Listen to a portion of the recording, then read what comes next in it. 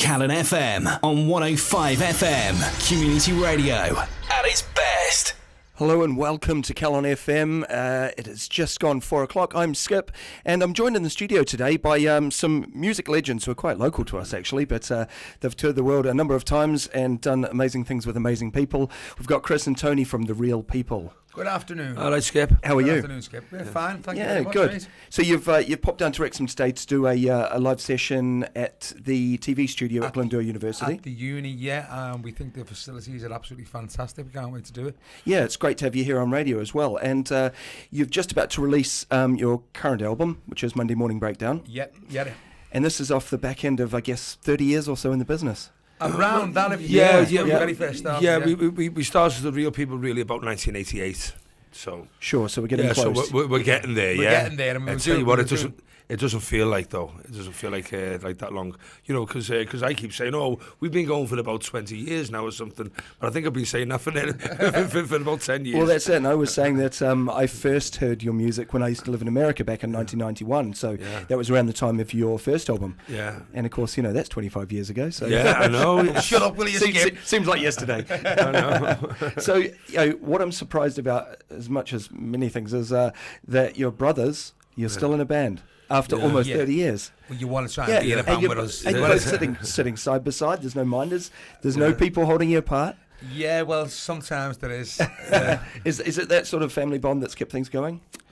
Yeah, well, it's always what we do. It's like me and Tony, we live more or less around the corner from each other, do you know what I mean? Well, yeah, you know, there's been times when I've lived down in London for a while and stuff. I lived down in London for 10 years, but I was backwards and forwards, you know, at least 2 or 3 times a month, you know, and we were always working together, and it was especially when we had the record deals and stuff like that. So a lot of the time, our kids would be down working in London anyway, you know. But I've been back here now about 14, 15 years, something like that now. Right, okay, yeah. You know, we're absolutely sick of the sight of each other, to tell the truth. It's every day we hang around with each other, even weekends. You know, The Real People, for people out there who don't sort of know, you guys are really at the forefront of, you know what I guess you'd call the baggy scene in the UK, right up there with the Stone Roses and Ride and all these other bands and Spiral Carpets, Soup Dragons, all of that. You toured with all those guys. I've seen plenty of posters when all those bands were supporting you guys. Yeah. Then, of course, you know, you got some major labels, albums under your belt. Yeah. But you've also written a whole lot of songs for a lot of other famous people as well. So you guys have been sort of really well into the music industry for a long time. Yeah, we've always, because that's what we do. We love to write songs. As you probably know, we wrote songs for Oasis. We wrote songs with Ocean Colour Scene. We've done quite a bit of stuff with a band called BB Mac over in America. Yes, yeah. Wrote a song for Cher. Yeah. Some poppy stuff with Atomic Kitten. That's right, yeah. All sorts of things. A band called Rooster. We had one single with a young band called Rooster who were put together. It was a really good song. Yeah. And they were really good musicians. Well, that's what we've done for a good few years before we put our previous album out to this, which is called Think Positive. Yes, yeah. We'd taken a little bit of time out of being in a band together, and we just started writing and producing for other people. And we've done that for about 8 years, something like that, and constantly working all the time, which sometimes it was great, because we had like a publisher at the time, and one day we'd get sent up a rapper, or we'd get sent up a country artist, and we just had to turn that on. Yeah, it was cool in that way, because it was like sort of, you know, if each style of music would be a hat, you know. Today we've got our baseball caps on. No, I don't mean like us actually rapping or anything like that. It's just producing. You've got to think about. I think, you know, when we work with in the dance music genre and stuff, it's been more so us producing other people. You know what I mean? But when it's been coming to, you know, like to the likes of an artist like Cher or something like that, well that's just mainly being Cher covering a song that we've already written. We you know, so it's not like we have to sit in a room and work out. Say we've got to write a song for Cher. You know, it's that song was a song called One by One. We'd had that song for ages and ages. I think it's already been released by another artist before Cher anyway. But you know, that was kind of fun for a while, you know. But But we really, really missed, being in the rock and roll bands. Yeah, sure. And we never really stopped, but we weren't making albums or anything. Really. Yeah, We other just, things took over, I guess. Yes. So we can't go. We both had kids as well at the same time. We both got kids at more or less the same age. Sure, yeah, I've got my little boy's 10, and my little girl's 15, and Tony's are 12 and 13. Sure, so around the same time the family thing happened, No, they're actually 13 and 14 now. 13 and 14 now, yeah. Yeah.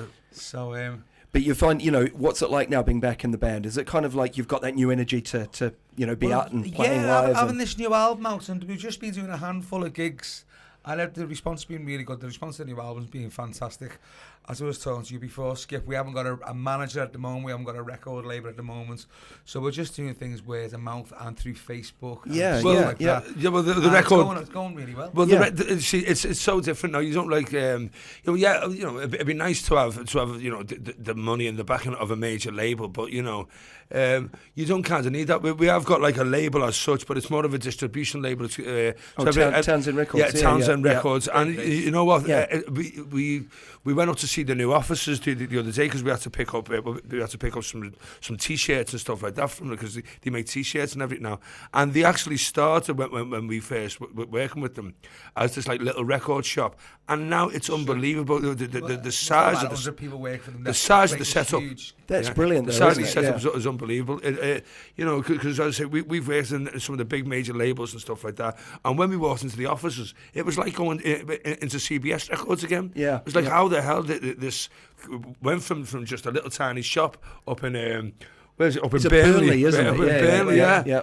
Yeah. So it just I goes guess, to show. things are very different in this industry now. Obviously, you've seen that over the past 30 years that back in the day, there was the major labels that seemed to run everything. And now, it's such a tough prospect, isn't it? With YouTube and with the internet, I guess it's tough, firstly, for any artist even to get seen. Yeah, well, it's ways it's to make any money because when people watching the YouTube and the new generation, Everything's free, isn't it? Yeah, exactly. Yeah. So our generation of people, we've still got a bit of a hardcore of fans who Yeah. pre-order the album, you know it's coming out and stuff like that. Yeah. And that's what something like something like this is great for, because it's a platform for us to get something live out on Absolutely YouTube. it is. But yeah, I guess you guys also know that you just go out and put on shows because that's obviously how you guys came up.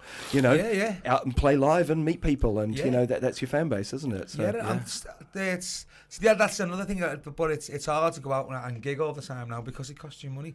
Sure, it does. Yeah, It does cost you money to go out and to gig. Yeah. You're talking about at least like £500 to £700 before you even leave Liverpool. Exactly. Yeah, and then it's that thing of trying to get people away from the sofa as well. Yeah, to actually come and see the show. But I think.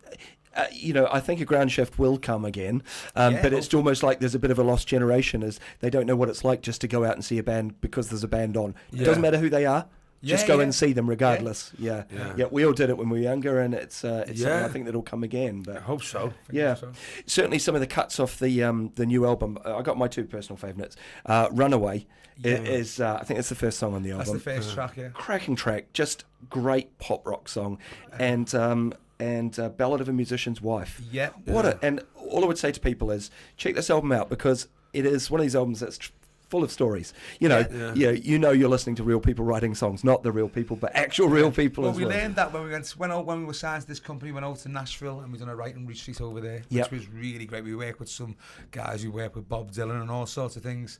And when we were talking to them about like the art of writing the songs, they were like, "So you guys in Liverpool said sometimes we've got to give the lyrics to the company first, and they read the lyrics." Oh, really? We were like, what? Yeah. We're like, He said, "So there's got to be like a story before," and we always wrote songs, and we'd always made our own story after you're halfway through. Yeah. And we never really wrote a story before putting the music to it or something. Do you know what I mean? It's still not something that we do, but we do concentrate on. It's got to have a meaning. Do you know what I mean? Yeah, absolutely. And I really got that feeling listening to it. Yeah. And the other thing that really struck me was the string arrangements on it. Yeah, that's key. Oh my God, just great. Brilliant. And obviously you guys are from Liverpool. To me, it was just like listening to the best Beatles string arrangements on this album. Well, the cool thing is the main girl is Kate O'Brien, and but the cool thing is she's like super classically trained and stuff, whereas me and Chris, we can't write a single note of music, we can't score it. Yeah. But the great thing with Kate, I only have to hum the tune to it, and she can do harmony, yeah. and bang, bang, bang, she puts it all together. And the cool thing is, she hasn't got the snobby attitude that, like, that you do find with a lot of classical musicians. Yeah, where they don't want to cross over with pop music. You can't yeah. possibly write anything that's classical. So you know what I mean? Sometimes she'll come in and we'll go, I've got a little melody, and we'll hum it to her, and then she'll go, can you do us a favour? Just give us a free range for 20 minutes, come back in and let me do what we do. Well, She's that good, we come back in and go, Wow, she'll have it done. Yeah. Fantastic. I mean, that was the thing that really stood out for me. And as I say, it really, I could hear, I guess, the influence of bands from your own home city. Yeah. That sort of Mersey beat sound. And, your music has definitely evolved, I think, over the years. Yeah. And, we were talking before about, you mentioned bands like The Move. I thought The Kinks. Some of The Who in there as well. Yeah. Some fantastic stuff in there. So the album is, you've got a big launch party coming soon, I think, in Liverpool. We've got the actual launch on Friday the 16th of December. It's at a brand new venue called Hangar 34, which is in the Baltic Triangle. It's just by the Camp and Furnace. Okay, yep. Or off Jamaica Street, with if anyone. It's a bit like this place, a brand new venue and brand new facilities. And it's a friend who's just opened it, so we just said, we'll have a go with that. Brilliant. So if people want to catch you, they can see you at that show. Yeah. Obviously, they can watch the a Wrexham TV special that's going to be filmed just after we finish here. And the album, where can they get that from? I found it like via Townsend Records. Townsend Records, the only place online. It's on iTunes and Spotify in a week or so. You can order signed hard copies at the moment. I think they are selling quite quick, actually, which mail order. But I'd say Townsend Records are a really proficient mail order company. Yeah, when you go to their website, it is spot on. So because as I say, people don't really tend to buy CDs these days. You know what I mean? But we're quite surprised at how many of the CDs have gone up to now. But I'd say it's now been uploaded to iTunes, etc. But I don't think it's going to be active. It's gone through the system to be active. It does. But the only record shop you can buy it from is Probe in Liverpool. Oh, nice one. Which we've Keep it local. Always put our music in there. Excellent. They've got every single it's a great place, Probe. But it used to be in a different place. This place, when we were kids. I used to actually go there because Pete Burns from Dead Alive. Sadly passed away. He used to work in there, and honest to God, we'd on the Saturdays, when you'd be off school and that, you go into town, into Liverpool town centre, and you go into all the guitar shops and stuff, and but I'd always go around to Probe and buy a record, and half the time I'd just stand there looking at him because the stuff that he used to wear was just unbelievable. It'd be dressed up as like a Native American Indian or something like that. Brilliant, you know what I mean? With all the feathers in his hair and everything. Yeah, truly creative. And all the punks used to hang around there and everything. It was a great place, but it's moved from where it originally was. Now it's by the Blue Coat Chambers on School Lane. Nice ones, but still going though. That's it's still going. But it's moved from where it originally was. Yeah, independent stores. That's what we need more of. Yeah. Oh no. Yeah. So there we go. That's Chris and Tony from The Real People. They are going off to Wrexham TV now to do a live session over there. So we'll bid those guys adieu, and I'm going to whet your appetite with a couple of songs off their latest album, Monday Morning Breakdown. This one is Runaway.